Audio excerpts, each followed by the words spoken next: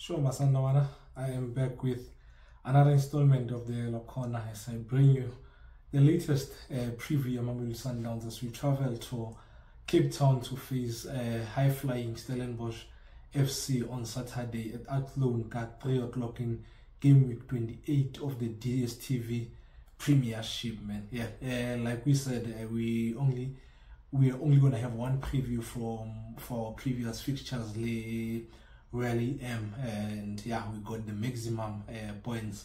We getting closer and closer to reaching the goal, man, of surpassing our record of 71 points that we set a few years ago. And as it is a norm these days, I am gonna start by congratulating the team once again for breaking and setting yet another record, man. In the first fixture on the Royal AM, the one that we played at home, we reached 50 games in the Dstv Premiership without defeat. So after we beat them on Tuesday, I think, in the latest one, we now have gone 51 games without a defeat in the Dstv Premiership, which is absolutely ludicrous, man. I keep saying what this team is doing is not normal, and yeah, man, I the records that we are setting, I do not see anyone but us breaking. But will we go this long again unbeaten? I highly doubt it, man. So yeah, man, congratulations to the team once again, man.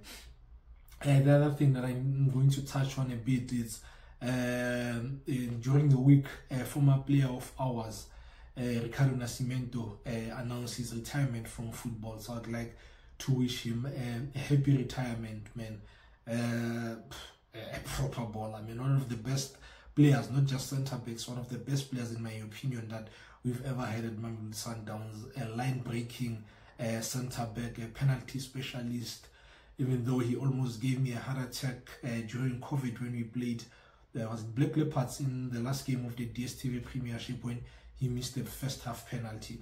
You know, when you're not used to something, when it happens, you are in total disbelief. And when Nascimento missed that penalty, man, I thought there was something wrong, Jay. You know, like my eyes couldn't believe what I was seeing, man. But yeah, man, many will remember him for being the guy who scored the winning goal in the Super Cup final when we beat Mazembe 1-0 at Loftus many years ago. So, man, yeah, thank you for the great memories, and Nascimento, man. Wishing you all the best with your future endeavors, man. As you guys may know, during these previews, we at times, perhaps whoever I'm doing them with, we touch on a subject, you know, and we don't just go straight into the game, but we touch on a different subject each and every game, and be it our team or our opponents. And this week I want to ask you guys, how different do we play when we play with one off Ribeiro Leshalolile, when only one of them is in the field? Do you guys see a vast a difference when in our play and how we utilize them when we play only with one of them? Because I think there's a huge difference at times, you know, because I think with Shalolile, we in a way play for him, you know, we because he becomes the reference point, you know, he's the focal point of our attack, and he can play with his back to goal. So at times we can bypass the middle field and play a long ball to him, and he can hold it up, you know. So he brings that to his game, also goals as well, you know. And he occupies the defenders, even more than one at times. Whereas with Ribeiro, I feel like we play with him in the sense of he gets so involved in our play, you know. He doesn't, at times he doesn't even start as a 9 or a false 9, you know. He just occupies any front line position, you know. At times Lodge would be the one who's the false 9 on the day if he's playing, and Ribeiro would start on the left, but we've seen how good he is as a 9.5, in that 10 possession. I mean, that guy can see a pass, and yeah, recently he's not just been seeing it, he's been playing that important pass. So I think those are the differences between the two of them. Can they play? I was thinking about this. Can they play as a two, as a duo? And I don't think they can play as a two. I mean, at the top of my head, I can't think of any team in world football, big teams that play with a two like this, and I think teams now play with a two like this, a 1-1 instead of like this, so yeah, the days of Rafael Chuku with Daniel Mudau, that type of two, I think they are long gone. Maybe they'll come back, but as things stand, not a lot of teams play like that. So I think they can play together, but not as a two like this, with one behind the other. Shamlile definitely leading the line as he has with great prowess for us for a number of years, and Ribeiro playing just behind him. And like I said, we are playing Stellis on Saturday. So yeah, man, what do I think we should expect from this game? Coach Mulani said something game ya rona le Stellis after, it was not the press conference, it was the post-match interview, man. He said something really, really interesting about how Stellis play. So I'm just gonna play that clip and then share my thoughts on what he said.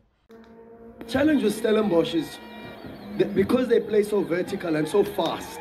They are a team that's going to present you with turnovers, and if your front line is still in the previous phase, you're going to have problems.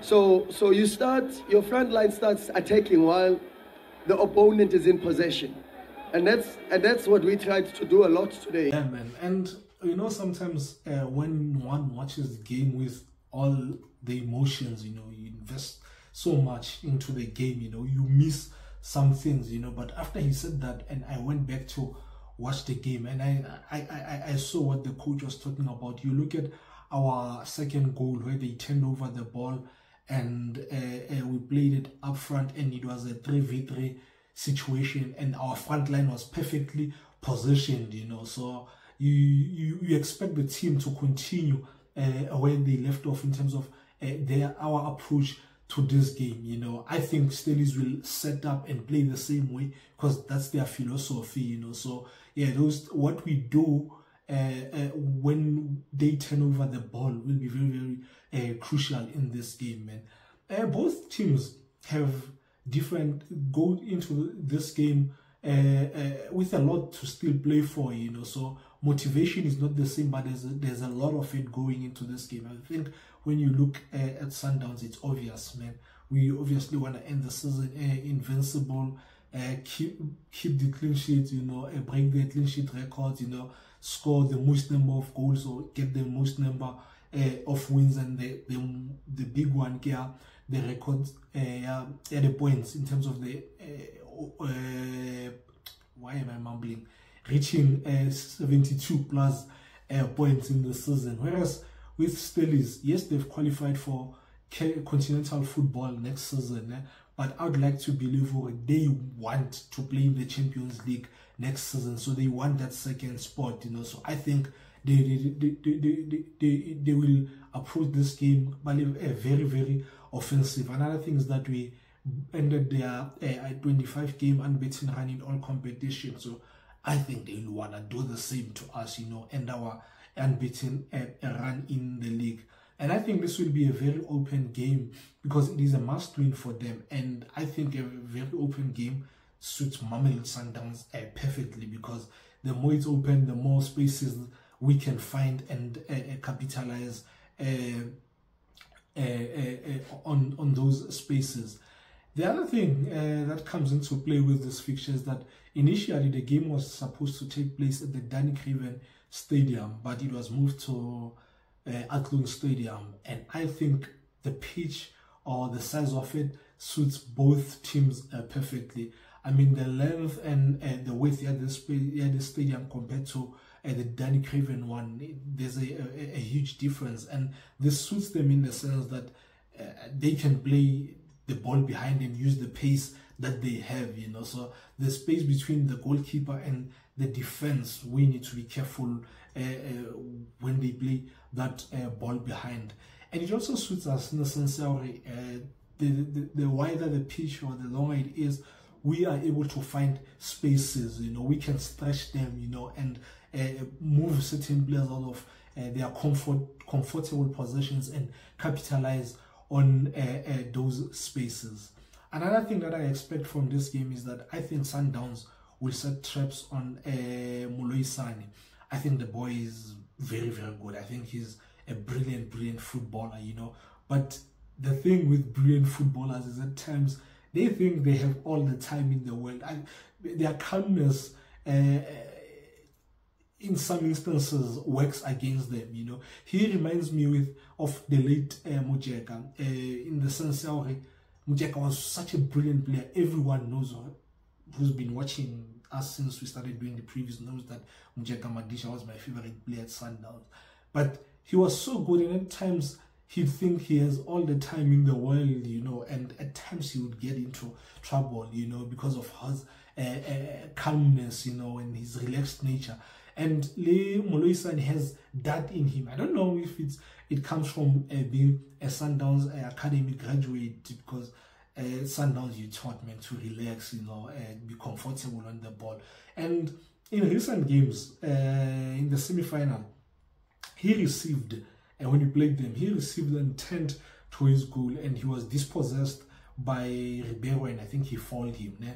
Last week when they played Swallows in the DStv Premier League on Saturday, he did the same thing. He received intent to his goal and he was dispossessed, and Mohango almost scored. So I think Sundowns will look into that, and the technical team and the analysts will definitely try and set some sort or form of a trap, you know. And I think our counter pressing has been brilliant in recent weeks. It has been brilliant, to be honest, throughout the season, but I've been really impressed with it in recent weeks. And I think our first goal, it might have come for it with their defense.